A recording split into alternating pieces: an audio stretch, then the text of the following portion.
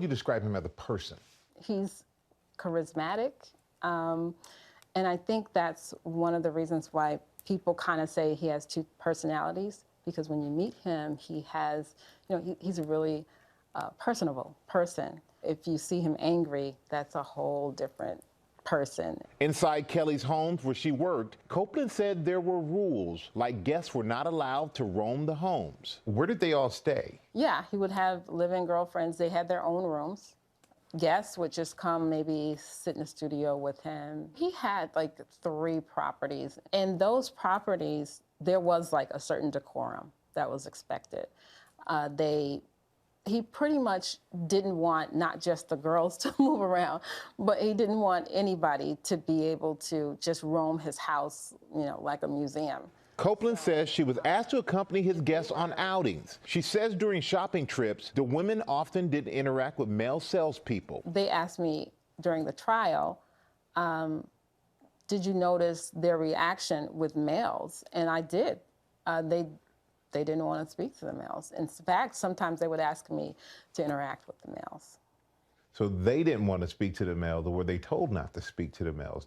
Well, that piece I can't speak to because I don't know if they were told, but I would say that you can pretty much surmise that that was probably the case. She says while outside a fitness center waiting for Kelly to work out, she was in a van with multiple women, and one of his girlfriends needed to use the restroom, but she says refused to go because she did not have permission from Kelly. Was she afraid of him?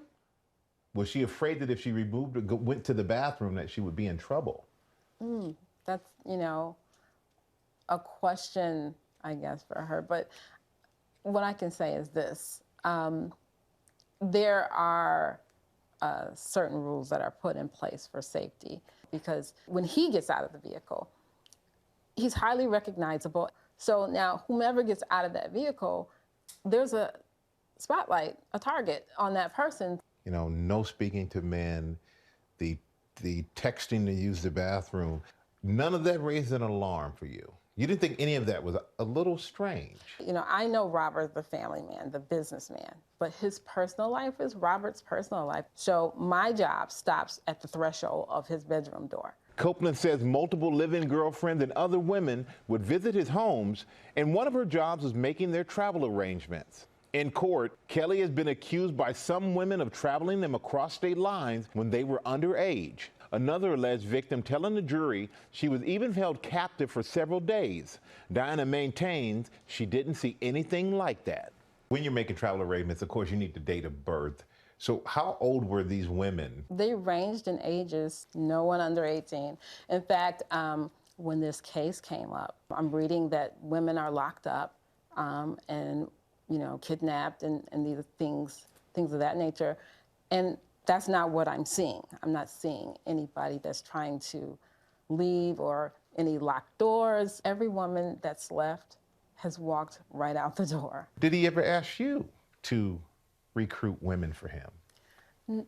He's never asked me, but at the time, I'm only saying that he was R. Kelly, a mega superstar. He needed no help. I mean, absolutely no help to recruit women or to get women. Is there anything that you think you could have, would have done differently? Looking back, I think that I would have done things the same way I did. I don't think that anything that I did was wrong, or, and I also don't think that anything that I could have done would have changed what Robert did. I can only control Diana.